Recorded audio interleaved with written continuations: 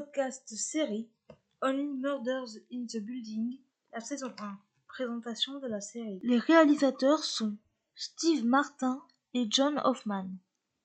Les acteurs principaux sont Steve Martin dans le rôle de Charles, Martin Short dans le rôle d'Oliver, Selena Gomez dans le rôle de Mabel et Julian C.E. dans le rôle de Tim Kono. Les épisodes font entre 26 à 38 minutes, il y en a 10 dans cette première saison.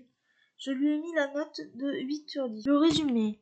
Charles Aden Savage, Oliver Putman et Mabel Mora, 3 locataires de l'immeuble Arconia qui jusqu'alors ne se connaissaient pas, découvrent par un concours de circonstances qu'ils partagent tous trois la même passion pour les affaires criminelles. Une passion qu'ils décident rapidement de mettre à profit lorsqu'un décès a lieu dans leur immeuble. La police juge qu'il s'agit d'un suicide, mais le trio, qui a trouvé des indices contraires, n'est pas de cet avis et pense à un meurtre. Ils décident de monter un podcast et de mener leur propre enquête. Ils rencontrent alors les différents locataires de l'Arconia et découvrent de plus en plus d'indices qui confirment leurs doutes. Tim Kono a été assassiné. S'ensuivent diverses aventures des 3 apprentis détectives et réalisateurs de podcasts. Ce que j'ai pensé dans cette première saison. Je me suis enfin décidée à regarder cette série qui est disponible sur Disney+ dans la partie Star. J'ai bien aimé la première saison. Le jeu des acteurs est cool. Charles est un monsieur qui adore les podcasts et habite dans son appartement depuis des années.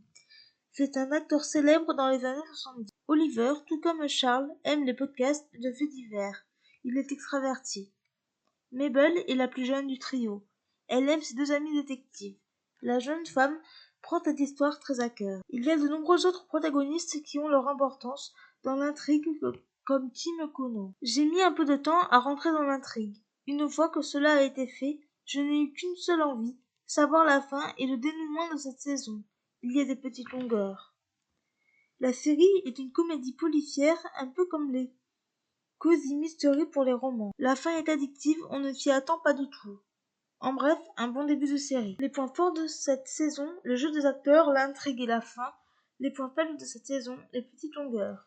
Voilà, ça en est tout pour ce podcast, j'espère qu'il vous aura plu. N'hésitez pas à me donner votre avis et vos commentaires sur YouTube, à vous abonner à la chaîne et je vous retrouve très bientôt pour un nouveau podcast. Ciao!